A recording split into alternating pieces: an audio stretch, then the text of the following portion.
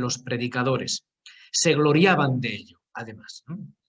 Pablo apunta a los corintios que el único motivo de gloria para un cristiano es la cruz de Cristo. No precisamente la elocuencia humana o la sabiduría humana, sino la cruz de Jesucristo. Cristo crucificado, que es necedad para la sabiduría del mundo, la cual, aunque elocuente, es incapaz de alcanzar a Dios, que es lo más grande y sublime. Cristo crucificado, que es necedad para los griegos y escándalo para los judíos.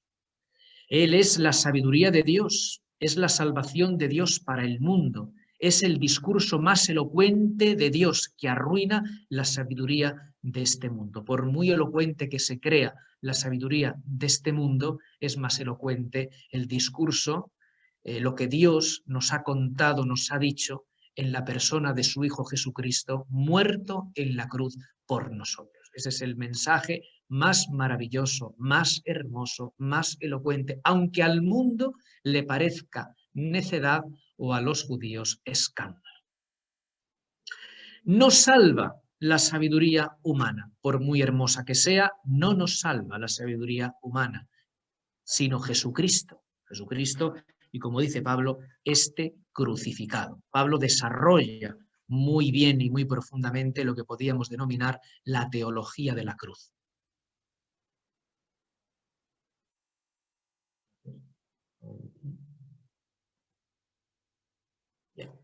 No salvan ni discursos ni ideas humanas. Ojo, porque esto es muy actual.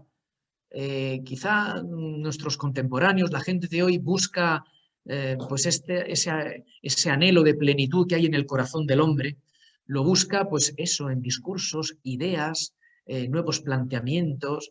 Bueno, pues mira, nosotros los cristianos decimos con toda claridad que no salvan ni los discursos ni las ideas humanas, salva a Dios. Dios es el único que salva. ¿Y cómo? A través de su Hijo, que se ha hecho hombre, que ha muerto en la cruz por nuestro amor. La cruz, por tanto, es el motivo de gloria de Pablo y es la verdadera gloria de la Iglesia. No tenemos otra gloria que no sea la cruz de nuestro Señor Jesucristo. La Iglesia, otro tema importante de las cartas a los Corintios. Concretamente, este tema se desarrolla mucho en la primera carta a los Corintios. Bien, es el gran tema de primera Corintios, la eclesiología. Verdaderamente, Pablo hace un pequeño tratado de eclesiología en la primera carta a los Corintios. Pablo, desde la metáfora del cuerpo humano, Pablo aquí, pues muy pedagógico también, porque es una metáfora muy sencilla que nos ayuda a comprender el misterio de la Iglesia, un misterio tan sublime. Bueno, pues de esta metáfora tan sencilla del cuerpo humano hace una exposición extraordinaria sobre el misterio de la Iglesia. Efectivamente, la Iglesia es como un cuerpo, un organismo vivo. Y un organismo vivo, pues se compone de miembros. Y cada miembro es muy importante, por pequeño que sea, porque tiene una función. Y entre todos los órganos, pues verdaderamente sobresale la cabeza, nunca mejor dicho, sobresale. La parte más noble del cuerpo es la cabeza, la que coordina el movimiento de todos los miembros del cuerpo y las funciones de esos miembros. Por tanto, Cristo es la cabeza del cuerpo eclesial. Muy bonito esta metáfora, la Iglesia es un organismo vivo, vivo. Le da vida la cabeza, que es Jesucristo. Y por tanto nosotros, todos los miembros, por pequeños o grandes que sean, todos nosotros pues tenemos un papel, una misión, una importancia, somos piedras vivas de este edificio eclesial. Dios cuenta con cada uno de nosotros, por tanto, unidos entre nosotros y unidos a Cristo, que es nuestra cabeza, este organismo vivo, que es la Iglesia, este cuerpo místico de Cristo, pues va hacia adelante. ¿Por qué Pablo trata este asunto, el misterio de la Iglesia como misterio de comunión? Pues porque los corintios estaban divididos en grupos y esto hiere profundamente la comunión de la Iglesia. La Iglesia es como un cuerpo, ya lo hemos explicado, organismo vivo formado por cabeza y miembros, forman un todo que no se puede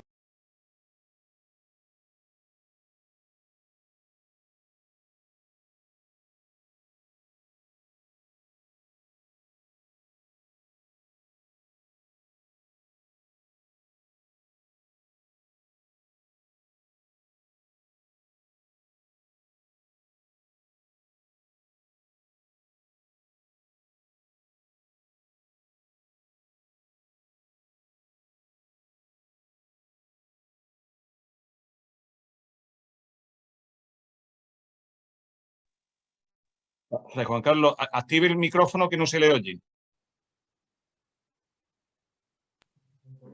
¿Sí? ¿Ahora? Ahora. Vale. Perfecto. Voy a quitar esta. Ha habido un par de minutos que se ha quedado sin voz, ¿eh? O un minuto. El cuerpo. La lengua. Vamos a ver. Exactamente. Bien. La iglesia es también otra metáfora que utiliza. Perdonad un momentito. Ahora. La iglesia es también templo de Dios. Somos templo del Dios vivo y por tanto se debe rechazar toda idolatría o elemento pagano. En este templo habita el Espíritu Santo. Hay que respetar, por tanto, la santidad cristiana y no hacerla compatible con cualquier cosa, que era también, acordaos, que decíamos el otro día, lo que hacían los corintios. A ver, eran gente que, claro, de la noche a la mañana no se pasa de una vida, de un estilo de vida, de una mentalidad a otra muy diferente, como es la que nos propone Jesucristo, la vida cristiana. Entonces, bueno, pues algunos estaban un poco entre dos aguas. Lo que decíamos en este refrán castellano, ponían una vela a Dios y una al diablo. Y claro, pues Pablo les da caña y dice, mira, además de cuerpo de Cristo, sois templo del Espíritu. Y eso es una cosa muy seria. Es decir, el Espíritu habita en nosotros. Por tanto, si habita en nosotros, como templos que somos suyos, pues hay que respetar este lugar donde habita el Espíritu. Santidad cristiana, pues tiene que ser el adorno de nuestro templo, de nuestra vida, para que efectivamente nuestro huésped, el huésped del alma, el espíritu, pues no esté contristado, sino verdaderamente alegre y bien, y que reine y que esté en nosotros. La iglesia es, por tanto, el lugar de la presencia y de la gloria de Dios, como lo era el templo de Jerusalén o el pueblo de Israel. La gloria de Dios, la Sequiná, que llamaban los hebreos, residía en el templo y también pues era visible en el pueblo, sobre el pueblo, esa nube que cubría al pueblo de Dios camino del desierto. Bueno, pues este lugar donde habita la presencia de Dios ya se desplaza al nuevo Israel, que es la iglesia. El pecado y la división destruyen la iglesia, por eso hay que estar muy pendientes de que no tomen terreno en nuestra vida. El pecado y la división rompen lo que es el misterio de la iglesia. El cristiano debe velar por su conducta y trabajar por la unidad. Así contribuirá a hacer brillar más la gloria de Dios. Esto es una cosa muy importante y señala aquí Pablo la responsabilidad que tenemos cada uno, cada miembro de la iglesia en el buen funcionamiento de la misma. No creamos que la iglesia funciona bien porque funciona bien una parte, que es la jerarquía. No. Si somos un cuerpo y un organismo y todos somos miembros de este cuerpo, tenemos una responsabilidad todos en el buen funcionamiento del organismo eclesial. Por tanto, la jerarquía tendrá un papel, pero cada fiel cristiano tiene el suyo. El deber de vivir en la santidad cristiana, eso hace más bella a la iglesia, eso hace más hermosa a la iglesia. Sin embargo, nuestro pecado, ¿qué es lo que hace? Afear a la iglesia. Y ahí nuestra responsabilidad. Y por tanto, bueno, pues intentar vivir con mayor fidelidad posible, con la mayor fidelidad posible, esa vocación cristiana nuestra por el bien de la iglesia, porque somos piedras vivas del edificio eclesial, miembros del cuerpo de Cristo.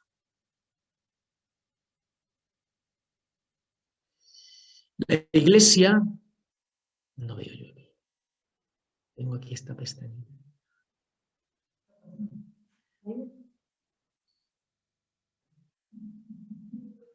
Suelo, déjame. Pasa que tengo la pestaña aquí, no leo, no alcanzo a ver. Un momentito que tengo un problemita aquí. Ahora, bien. La iglesia es el lugar donde habita el Espíritu de Cristo resucitado. Este Espíritu es el que enriquece a la iglesia con dones y carismas para su funcionamiento. Muy bien, somos un organismo vivo. Bien, somos templo del Espíritu. El Espíritu habita en la iglesia, habita en cada uno de nosotros. Y claro, se nota la riqueza del Espíritu porque el Espíritu deja dones y carismas en cada uno y en el conjunto del cuerpo eclesial precisamente para el buen funcionamiento de este organismo vivo que es la iglesia. ¿Qué son los dones del Espíritu? Son regalos que confieren fuerza de lo alto, superan la capacidad humana de quien los recibe y están dados para el servicio de los demás, para la edificación de la iglesia. Esto es muy importante. Cuando alguien en la iglesia recibe un carisma, por ejemplo, pues el de predicar o el de enseñar o el carisma de la caridad, el que sea, hay profusión de carismas en la iglesia. ¿Para qué es? ¿Para qué se lo da el Señor? ¿Por su cara bonita, por la cara bonita de este fiel cristiano? ¿O para una misión? Aquí está la clave. Se lo da a uno para el buen funcionamiento del conjunto. Es decir, los dones que hemos recibido cada uno es para ponerlos al servicio de la iglesia, al servicio de todos. Esto es una cosa muy importante, que es una enseñanza fundamental que tenemos que tener en cuenta. Todos esos dones son importantes. No los hay mejores y peores. Todos son buenos y necesarios. No nos creamos que, bueno, pues yo que soy de la orden de predicadores y los predicadores, los dominicos, hemos recibido este carisma especial del Evangelio. Pues ala, somos los mejores predicadores y ya que no predique nadie más. No, de ninguna manera. Y somos los mejores predicadores y todo el mundo tiene que predicar. ¿Para qué está el carisma de la orden en la iglesia? Para animar la tarea de la predicación, que es tarea ¿de quién? De todo el cuerpo eclesial. Esta es la cuestión. Los dones que el Señor nos hace de modo particular, los hace para bien de toda su iglesia, para el bien del conjunto. Bien, aparte de la iglesia, los sacramentos también es otro tema importante de la carta a los Corintios. El sacramento del bautismo nos hace ser de Cristo. Esta es una expresión muy bonita de San Pablo, aquí también en la primera carta a los Corintios. Ser de Cristo, somos de Cristo por el sacramento del bautismo, le pertenecemos a Él. Esta es la gran dignidad del cristiano. Por tanto, no se trata de ser de Pablo o de Apolo. El tema otra vez de la división que había en la comunidad de Corinto. Yo soy de Pedro, yo soy de Pablo, yo soy de Apolo. Mira, tú no eres de nada, tú eres de Cristo. Eso es lo importante. De este grupo o de otro, sino del Señor que nos ha hecho propiedad suya por el sacramento del bautismo. Yo soy de este grupo eclesial. Pues muy bien. Yo soy de este otro. Perfecto. Tú eres en definitiva de Jesucristo. De Jesucristo. Y todos los grupos eclesiales y todos los movimientos que configuran el organismo de la Iglesia y muestran precisamente las riquezas de los dones del Espíritu, están, como hemos dicho, para el bien de todos y para garantizar la unidad. La unidad. Desde el grupo al que yo pertenezco, miro a todos. Desde esta parcela de la Iglesia en la que Dios pues me ha sembrado y me ha colocado para trabajar, trabajo para el conjunto de toda la Iglesia. Tenemos que tener, estas reflexiones de Pablo nos invitan a tener una mentalidad eclesial, que no la teníamos. Ahí el Concilio Vaticano II, con esta idea formidable de la Iglesia como pueblo de Dios, ha creado esta conciencia eclesial en el pueblo de Dios. Es decir, no somos un conjunto de soledades, no somos islas en la iglesia, cada uno, bueno, parece que la fe se entendía como que era un asunto de Dios y de cada uno. No, bueno, es un asunto personal, pero tiene una dimensión comunitaria irrenunciable. Y por el sacramento del bautismo, al pertenecer a Cristo, pertenecemos a su cuerpo, que es la iglesia. Por tanto, que lo de yo soy de tal o yo soy de cual sea simplemente una etiqueta, porque el ser, en definitiva, es ser cristianos, ser iglesia, ser miembros del cuerpo de Cristo, ser, en definitiva, del Señor. Somos del Señor. El bautizado se ha revestido de Cristo. Esta es otra expresión paulina formidable, extraordinaria, para hablar de la riqueza del bautismo. Revestidos de Cristo. Tenemos una nueva vestidura, una nueva túnica. De ahí también esa costumbre en los neófitos de revestirles una vez que han sido bautizados y ya son neófitos, de revestirles de blanco. Esa vestidura blanca que es signo de, como dice el ritual actual, el signo de tu dignidad de cristiano. Consérvala sin tacha hasta el día de Cristo Jesús. Hemos sido revestidos de Cristo. Con esta expresión Pablo quiere significar que se ha adquirido una cualidad o un modo de ser nuevo. Este nuevo traje te condiciona a vivir de una forma nueva. Eres nueva criatura. ¿Qué dice Pablo? Lo mortal se viste de inmortalidad. Lo corruptible de incorrupción. Hermosura. Cristo es el vestido existencial con que los creyentes quedan revestidos. Un nuevo vestido existencial, es decir, una nueva condición, una nueva manera de ser. Cristo es ahora el modo de ser del cristiano. Esto es lo que se enseña en teología espiritual. ¿Qué es la teología espiritual? ¿Qué es la vida espiritual? Pues nuestra configuración con Cristo, que nos hace ser diferentes, ser en Cristo, ser de Cristo y ser en Cristo, ser como Cristo. Cristo, por tanto, es el modo de ser del cristiano, su nueva identidad, y le informa, aquí esta expresión es informa de forma, nuestra forma es Cristo, nos informa, nos transforma de tal manera, nos da una nueva forma, que deja sin relevancia su anterior caracterización social, sexual o étnica. Por eso Pablo dice, no hay hombre ni mujer, ni judío ni gentil, ni esclavo ni libre. Todos sois uno en Cristo Jesús. Esta es la identidad del cristiano. Por tanto, no hay divisiones. Nosotros siempre clasificamos hombre, mujer, judío, gentil, esclavo, libre. Bueno, pues ya estas clasificaciones en Cristo quedan superadas. Todos sois uno en Cristo Jesús. Habéis sido revestidos de Cristo. Esta es vuestra nueva identidad. Este es vuestro nuevo modo de ser. Esta es, en definitiva, vuestra dignidad.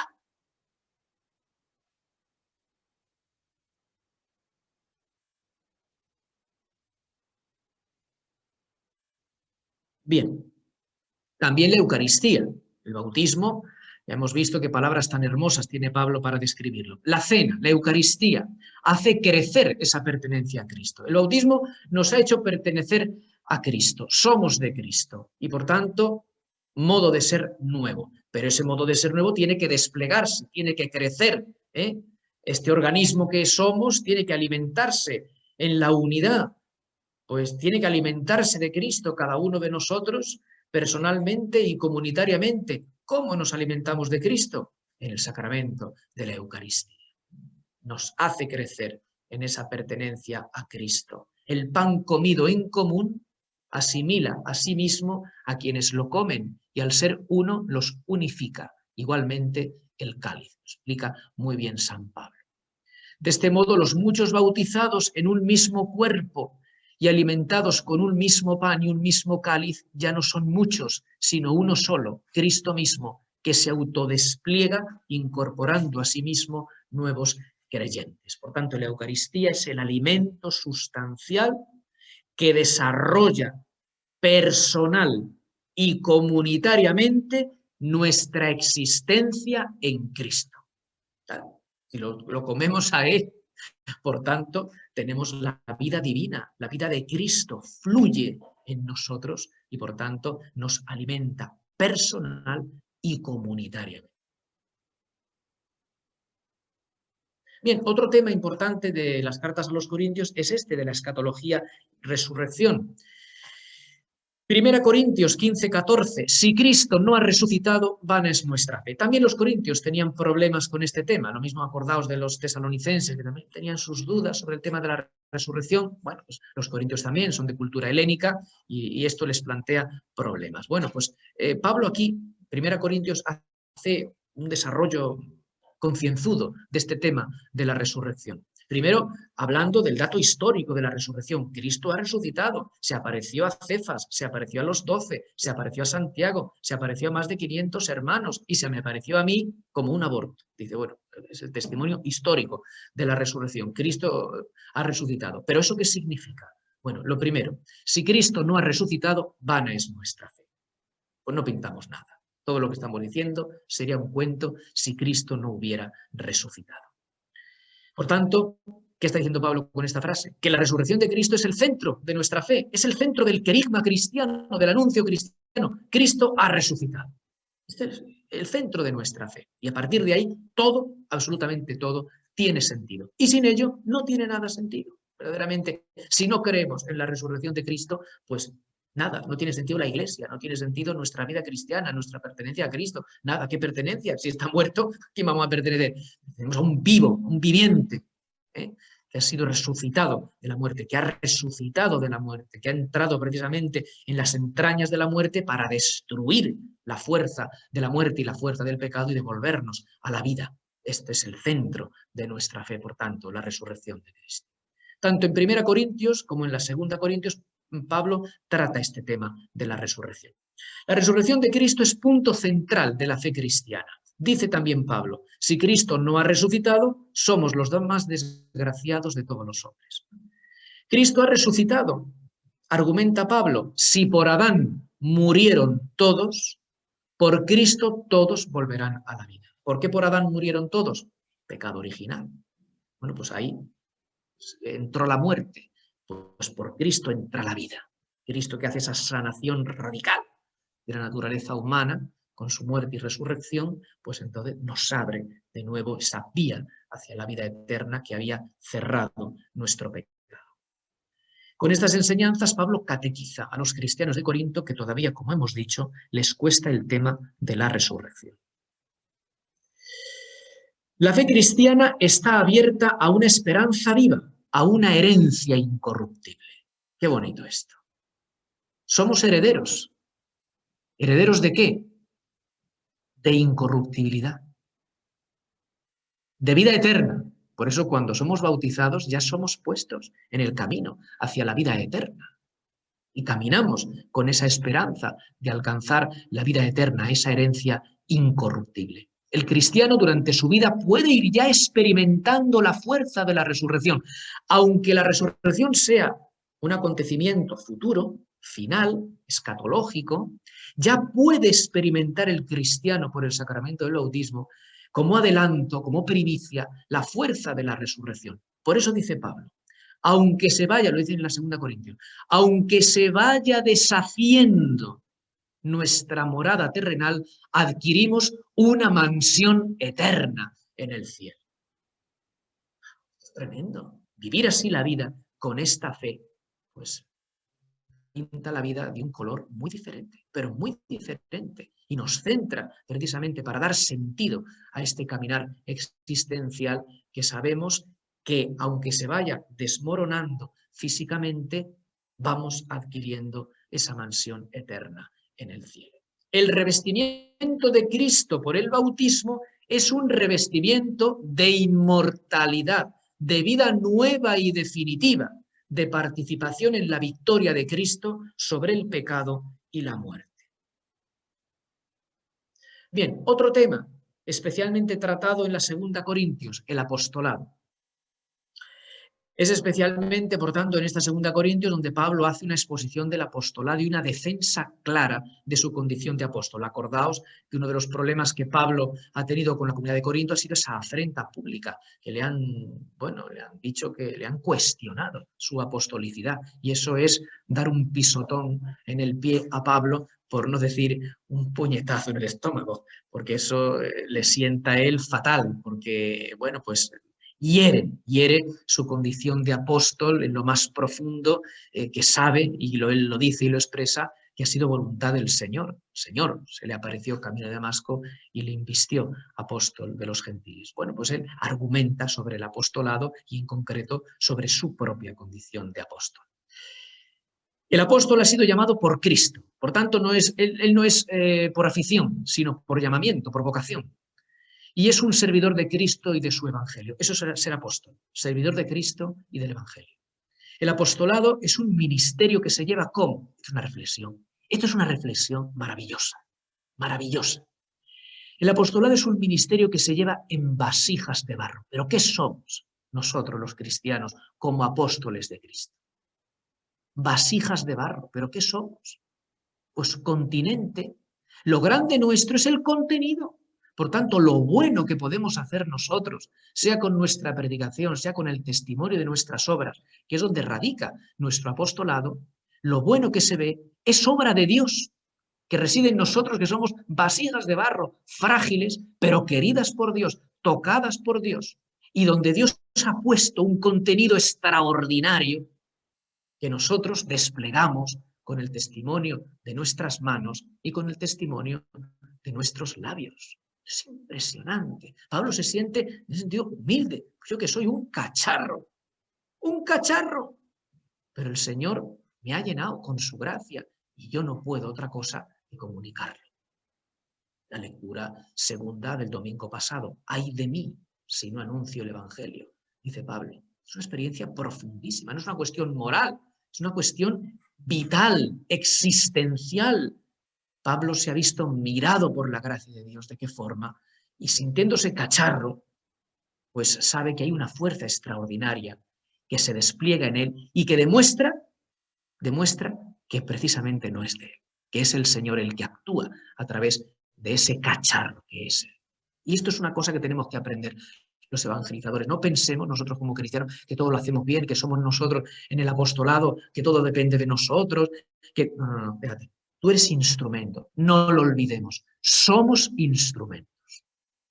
¿Instrumentos cómo? Pues fíjate, de barro, con un montón de debilidades. Por eso la fuerza de Dios se manifiesta más evidente. ¿Cómo es posible que este cacharro diga lo que dice, haga lo que haga? ¿Por qué? Pues porque está Dios dentro. Ahí está. Porque está la acción de Jesucristo en él. Porque está el Espíritu Santo ahí. Y eso es lo que hay que subrayar.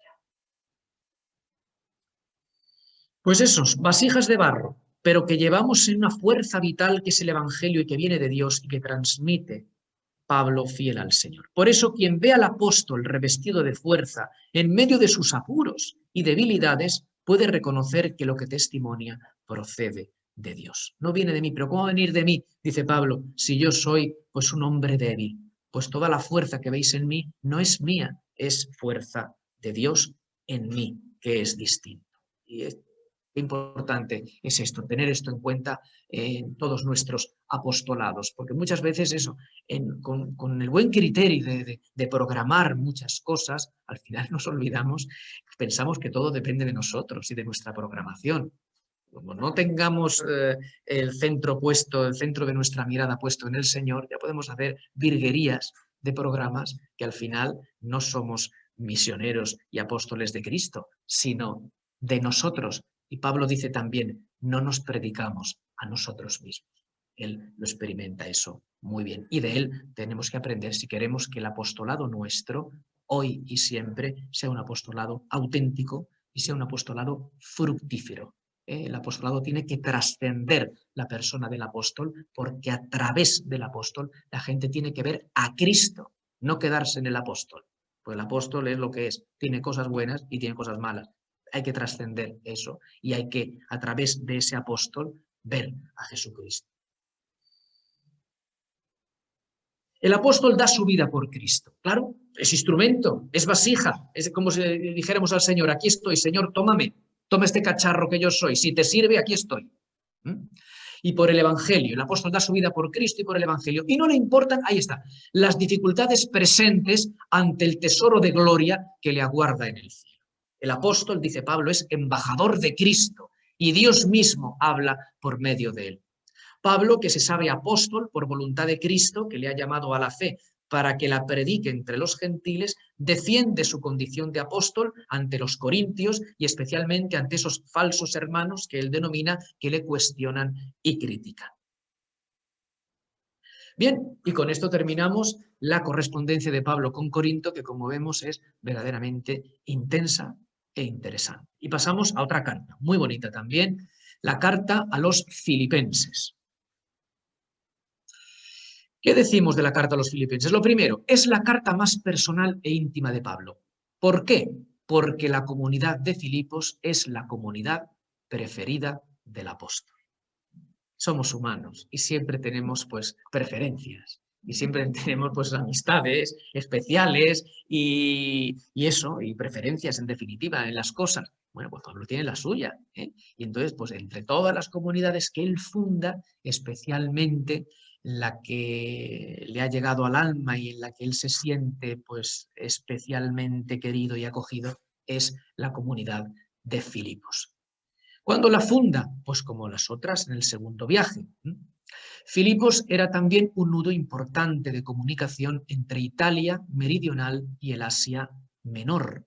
Ya dijimos que Pablo es un buen estratega de la evangelización y va fundando las comunidades en lugares importantes, núcleos fundamentales, estratégicos, donde el evangelio se puede diseminar de forma fácil. A diferencia de otras ciudades, Filipos vivía principalmente de la agricultura, mientras que Corinto vivía más de la industria, de la navegación. Filipos vivía más principalmente de la agricultura. La ciudad había sido fundada por Filipo II de Macedonia, de ahí su nombre, en el 357 a.C. En el 168, hacemos un poquito de historia rápida, pasó a control romano y desde el 42 a.C. fue colonia militar romana, gozando de un estatus especial con administración autónoma y exención de impuestos. Luego era una ciudad mimada también por el imperio. Pablo llegó por primera vez allí aproximadamente el año 49, acompañado de Silvano y Timoteo. Su estancia no fue muy larga, pues sobrevinieron dificultades, lo cual le hizo marchar a Tesalónica, dejando una comunidad poco numerosa, pero afianzada en su fe y, lo que hemos dicho, muy sentimentalmente unida a la persona del apóstol. Es de advertir, esto es importante, la presencia destacada de mujeres en la comunidad. Lidia, primera conversa que gozaba de relevancia social en la región, ejerció cierto liderazgo en la comunidad. Tengo que decir que Pablo no es en modo alguno misógino, como alguno dice. No. Ya tendremos ocasión de analizar algunas de las palabras de Pablo sobre las mujeres, pero en modo alguno es misógino. Y aquí tenemos el ejemplo. Él tiene colaboradoras muy importantes en la obra de la evangelización. El caso de Filipos, pues, es manifiesto. La carta, escrita desde una cierta cautividad, pudo ser escrita desde Éfeso en prisión. Pablo hace referencia en esta carta a su cautividad, está prisionero. Bueno, pues posiblemente sea la cautividad efesina.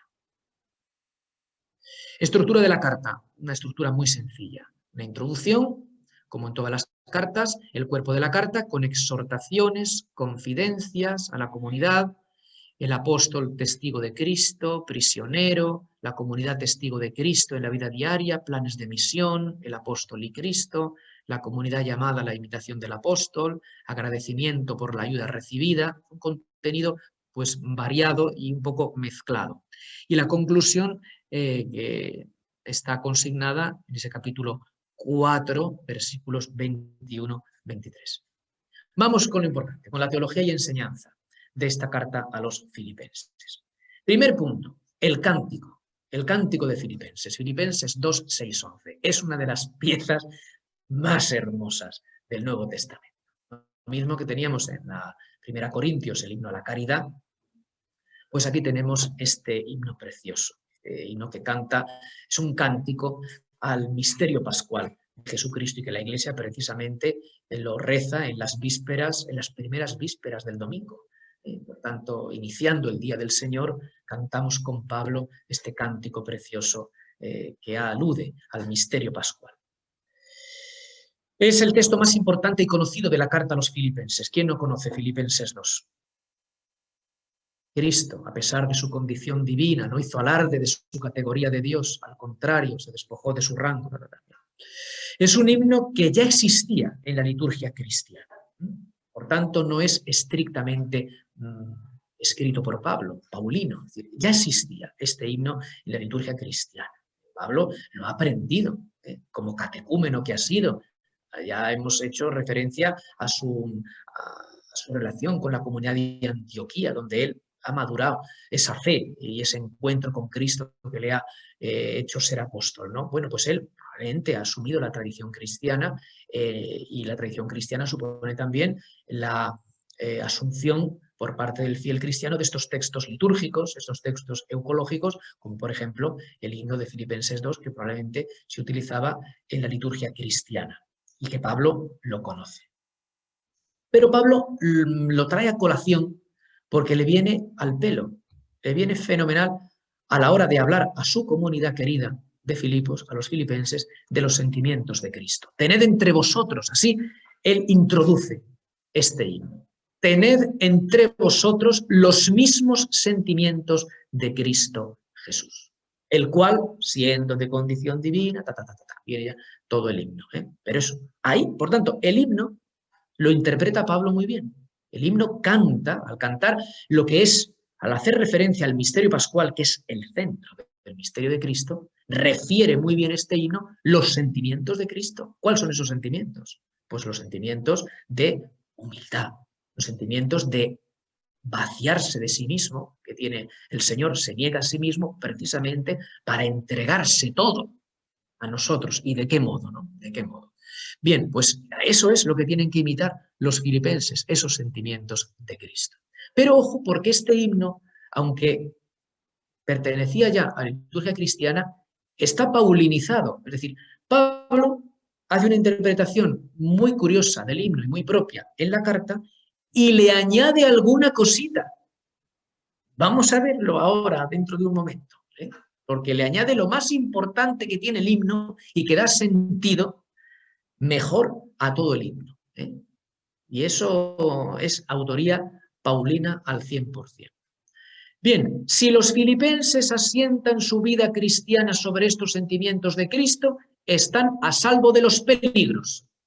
¿Qué peligros tiene la comunidad de Filipos? Los que tienen todas las comunidades paulinas. Ya hemos visto los estragos que han causado esos peligros en la comunidad de Corinto. Doctrina errada o actitudes contrarias a la vida cristiana. Si vosotros, filipenses, os afianzáis en los sentimientos de Cristo, estaréis en la verdad, en la doctrina ortodoxa, correcta, y desde luego, pues generaréis actitudes cristianas, no contrarias a la vida cristiana. Por tanto, ahí está la clave. Enraizarnos en los sentimientos de Cristo, dejar impregnarnos por los mismos sentimientos de Cristo que canta de modo formidable este himno precioso de los filipenses. El precioso himno a los filipenses exhorta a dejarse envolver por el modo de pensar y obrar, de querer y sentir de Cristo Jesús. Esto es lo propio de un bautizado. No somos de Cristo, lo ha dicho en la primera Corintios. No nos hemos revestido de Cristo, pues ahí está. ¿Qué significa revestirse de Cristo? Dejarse envolver por el modo de pensar y obrar, de querer y sentir de Cristo Jesús. Pensar, obrar, querer, sentir como Cristo.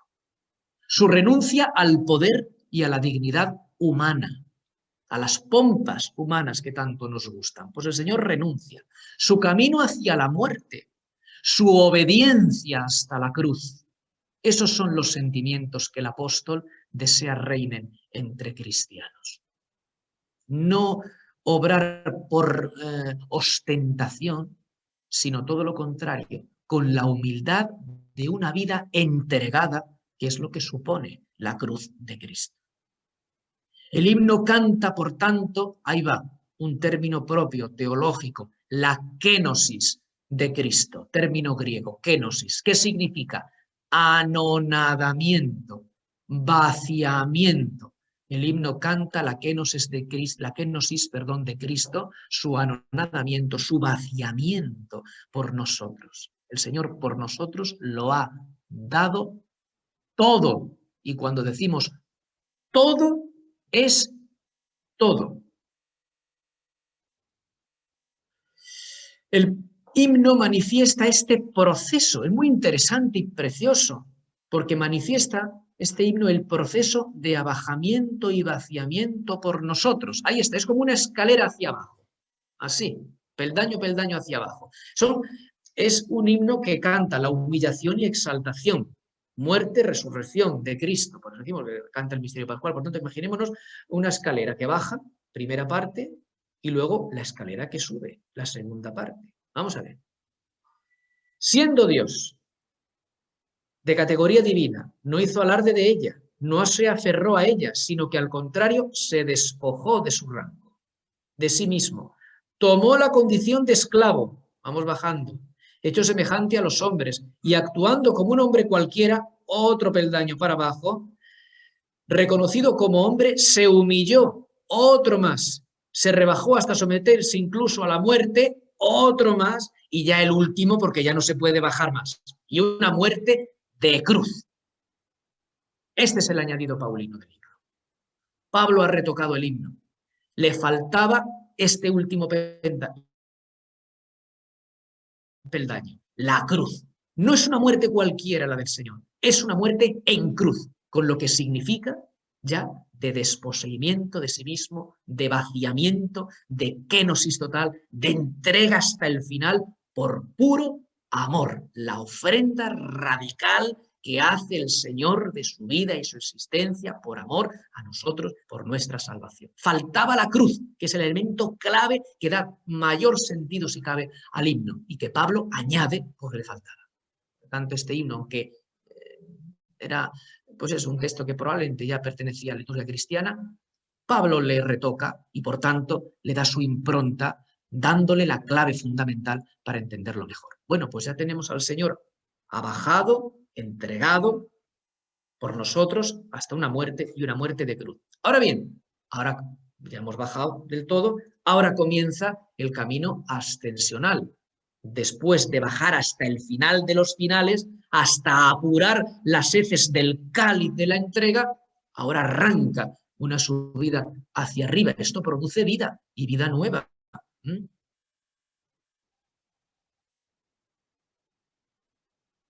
Bien, ya lo de la mención de la cruz, que es Paulino, lo pone en el primer punto de la siguiente diapositiva. Bien, por tanto,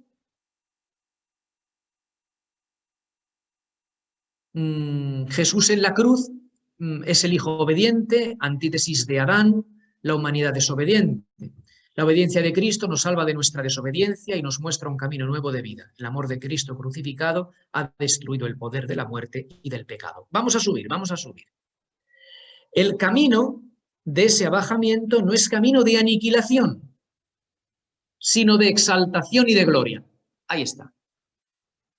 Hemos llegado al punto culminante de abajamiento y ahora punto de inflexión igualmente. Comienza la ascensión. Dios exalta a su Hijo, obediente y fiel hasta la muerte. Esa obediencia de Cristo conculca nuestra desobediencia. Esa obediencia de Cristo es camino de exaltación. Dios exalta a su Hijo y le concede el nombre, sobre todo nombre, es decir, el título de Señor, título exclusivo de Dios en el Antiguo Testamento y que aplicado a Cristo manifiesta la altura de esa exaltación y su identidad como Hijo de Dios. Su señorío se extiende a todo, cielo, tierra, abismos, que son las dimensiones del cosmos, según los antiguos, cielo, tierra, abismos. Estas tres dimensiones doblan las rodillas y aceptan el señorío de Cristo. Así que toda lengua proclame: Jesucristo es Señor, para gloria de Dios Padre.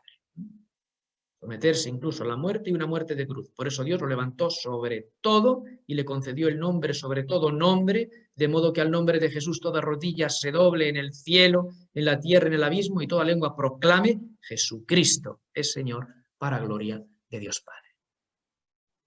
Una perla este libro. Una maravilla. Para hacer un retiro. Con esto tenemos para un retiro ahora en Cuaresma. Solamente con ese himno maravilloso. El cristiano es aquel que reconoce la salvación en Cristo crucificado. Cristiano es aquel que quiere vivir no ya en la desobediencia, es decir, el pecado, sino en la obediencia de Cristo que trae la salvación. La vida del cristiano es obediencia a Dios, servicio, entrega, humildad, sacrificio por amor como Cristo. Esos son los sentimientos de Cristo y por tanto los que deben reinar en la comunidad cristiana, la comunidad de aquellos que creen en Cristo crucificado y en el poder de su resurrección. Bien, otro tema, la maduración en la vida cristiana. Ser cristiano implica una madurez. Bien, pues vivir según los sentimientos de Cristo, tan extraordinariamente descritos en esa pieza cristológica, el himno de Filipenses 2, vivir según los sentimientos de Cristo implica ir madurando en la vida cristiana, es decir, creciendo en el servicio de Dios y de los demás. De aquí que el apóstol exhorte a los filipenses a trabajar por la propia salvación, dice, con temor y temblor. Es decir, ¿qué significa eso? Con emoción y deseo de agradar a Dios, de presentarse ante Él sin reproche y confiando plenamente en el mismo Dios que activa en nosotros el querer y la actividad para realizar su designio de amor. Qué cosa más hermosa y más certera. ¿Qué es lo bueno del creyente? Pues esto, realizar el designio de amor que Dios tiene para nosotros en su Hijo Jesucristo. En su Hijo Jesucristo ya nos ha mostrado el plan de nueva humanidad, un designio de amor que hemos de cumplir cada uno de nosotros en nuestra vida como bautizados. Pero ojo, ¿cómo lo podemos hacer? Porque Dios activa con su gracia en nosotros el querer. Ahí está. Que no es una cosa a golpe de voluntad. A golpe de voluntad hoy la tengo y mañana no, sino a golpe de gracia. Dios activa en nosotros el querer y la actividad para realizar ese designio de amor. Esto es fundamental y es la quinta esencia de la vida cristiana. Hemos de dejarnos dinamizar por la gracia de Dios, que es la que nos hace ser como Cristo y hace vibrar en nosotros y que sean una realidad en nosotros esos sentimientos de Cristo Jesús. Importantísimo este apunte. No solamente le dice a los filipenses, sed buenos, realizad ese designio de amor. No, estad abiertos a la gracia. Dios activa en nosotros el querer y la actividad para realizar ese designio de amor, que es nuestro proyecto de vida, el designio de amor que Dios tiene para que cumplamos nosotros mirando a su Hijo Jesucristo. Lo espiritual va a ser eso, un despliegue de amor mirando a Cristo Jesús, que es puro amor. La maduración en la vida cristiana supone también abandonar la propia justicia, el tema de la ley judía, yo me salvo, yo cumplo la ley, sí, ya hemos visto que tú no puedes cumplirla, y abrazar la que viene de Dios por la fe en Cristo Jesús. Esa es la verdadera justicia que salva, la fe, no la del cumplimiento de la ley o la que se apoya en uno mismo. Uno no se salva o llega a ser justo por sí mismo o por el mero cumplimiento de la ley judía o por tus ideas filosóficas que son estupendas, sino por la fe en Cristo, que nos configura con Él, nos une a Él, nos hace vivir como Él y nos hace coherederos de su gloria. Es tremendo esta descripción de la vida espiritual que hace San Pablo en la carta a los filipenses. Esto es la vida espiritual. Por la fe somos configurados con Cristo, unidos a Cristo. Vivimos como Él y nos convertimos en coherederos de su gloria. Total nada, como dirán en mi pueblo. Ser maduros en la fe implica conocer a Cristo. Conceder a Cristo el puesto principal en la vida. Esto es fundamental. No se puede ser cristiano diciendo, bueno, sí, cristiano, sí soy cristiano, pero ¿quién tengo en el centro? Pues yo. No, tú no. Tienes que tener a Cristo, o las cosas, el dinero, o la familia, que no. Que si tú eres cristiano, independientemente de la forma de vida cristiana, seas sacerdote, seas laico, seas religioso, independientemente de la forma o estado de vida cristiano, Dios, Cristo, tiene que ser el centro, tiene que ser lo primero. Fijaos que, cómo lo enseña Pablo a los filipenses. Pues eso, ser maduro en la fe implica conceder a Cristo el puesto principal en la vida. Todo lo estimo basura en comparación a Cristo, dice Pablo a los filipenses. Todo lo estimo basura. Y si es todo, es todo. O sea, no se antepone nada a Cristo. Y nada se puede comparar con el tesoro de riqueza inagotable que es Jesucristo y este crucificado. Esto lo enseña Pablo con una radicalidad tremenda, porque lo vive en primera persona, porque vibra con Cristo. Esto no lo puede decir nadie, pues, teóricamente. Esto lo dice uno porque lo vive. Pablo lo vive, todo lo estimo basura. Y anda que no ha probado Pablo cosas y saberes. Nada se puede comparar a Cristo Jesús, mi Señor. La vida cristiana exige atención y esfuerzo, como las que pone el corredor que corre hacia el premio, hacia la meta. Esa meta a la que Dios nos llama en Cristo Jesús. La madurez cristiana se expresa también en el servicio al Evangelio, que es servir a Cristo, como hacen Pablo y sus colaboradores. La generosidad es otra nota que Pablo alaba en los filipenses y que tiene que ver mucho con el crecimiento en la fe y en vivir de acuerdo con los sentimientos de Cristo, ser generosos, en darse y en compartir los bienes. Desear estar con Cristo es un sentimiento profundo que el apóstol comunica a su comunidad preferida. Deseo estar con Cristo, que es con mucho lo mejor, pero en atención a vosotros, a vuestra madurez en la fe, al cuidado, a la solicitud pastoral que tengo por vosotros, pues si el Señor quiere retenerme aquí, pues que me retenga y me quedo gustoso por ayudaros a vosotros. Pero por mí, dice Pablo, pues deseo partir para estar con Cristo, que es con mucho lo mejor. Una frase que también me llega mucho, ¿no? Cristo, con mucho lo mejor, que está en consonancia con lo otro, todo lo estimo basura. Pero si Cristo es lo mejor, efectivamente, todo lo demás es basura. Desear estar con Cristo, hemos dicho, es un sentimiento profundo que el apóstol comunica a su comunidad. Bien, la muerte le acerca al Señor y por ella seremos transformados a semejanza de su cuerpo glorioso. También aquí Pablo expresa la esperanza escatológica, cuyo deseo es también nota de su crecimiento en Cristo. Siempre, bueno, pues estas comunidades, como son de cultura griega, necesitan algunas más que otras, los filipenses en menor grado, pero también necesitan un poquito esa apostilla escatológica de la resurrección. Y además expresa pues, el deseo de la resurrección, el deseo de vivir ya ese momento final con Cristo, expresa pues que Cristo efectivamente para ti, cristiano, es con mucho lo mejor y es el tesoro que no se puede comparar con nada ni con nadie. La alegría cristiana, otra nota importante de esta enseñanza de Pablo en la carta a los filipenses. Esto a veces se nos ha olvidado en la vida cristiana. Tenemos cara de... avinagradas, totalmente. De solterones o de solteronas ahí amargados. Nada de eso. El cristiano tiene que estar alegre. Otro tema importante de la carta es la alegría del cristiano. Pablo invita a los filipenses reiteradamente, os lo repito, a vivir en ese gozo, aun en medio de tribulaciones. Ojo, ojo.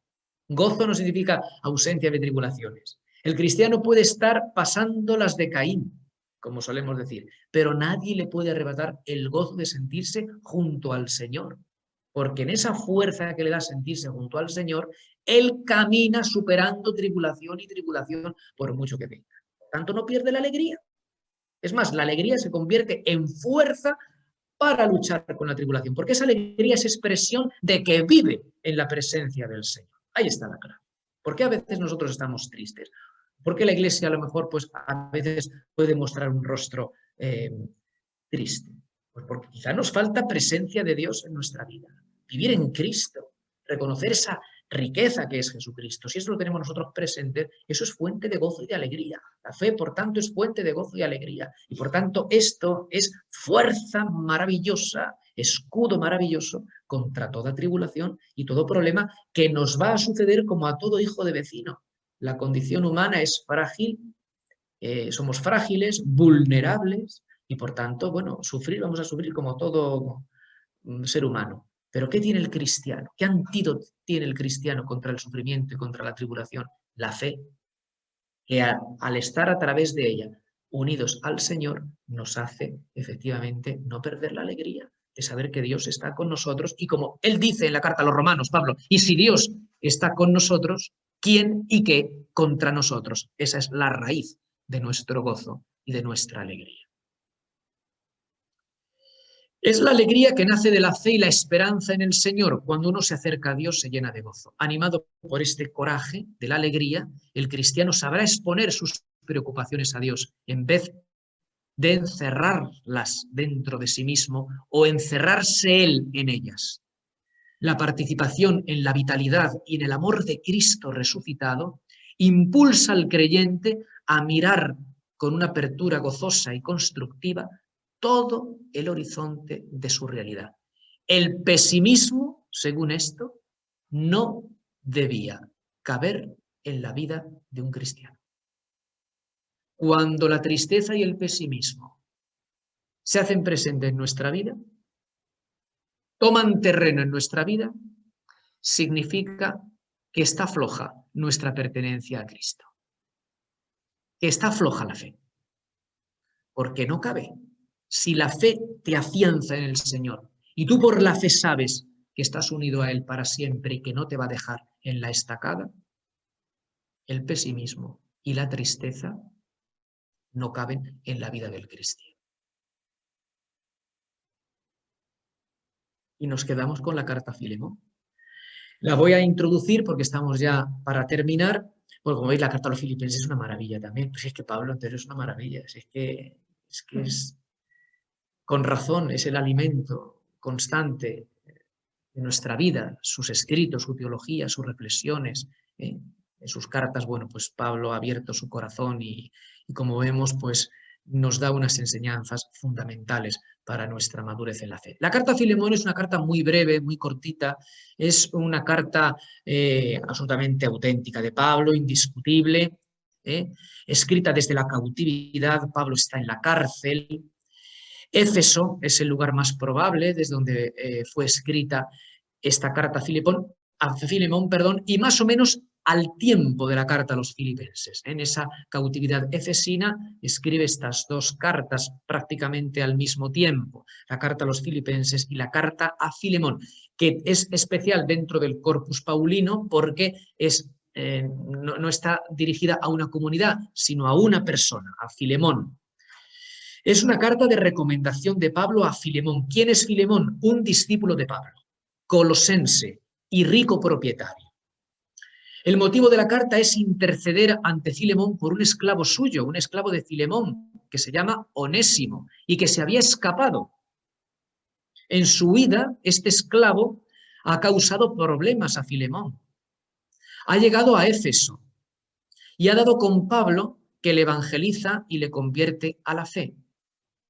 Arrepentido de su fuga, Onésimo pide a Pablo que interceda por él ante Filemón. Pablo está en prisión y es muy posible que sea allí donde se ha encontrado con Onésimo. En este periplo que ha hecho Onésimo, pues algo ha hecho que ha caído en la cárcel, le han metido preso y allí se ha encontrado con Pablo.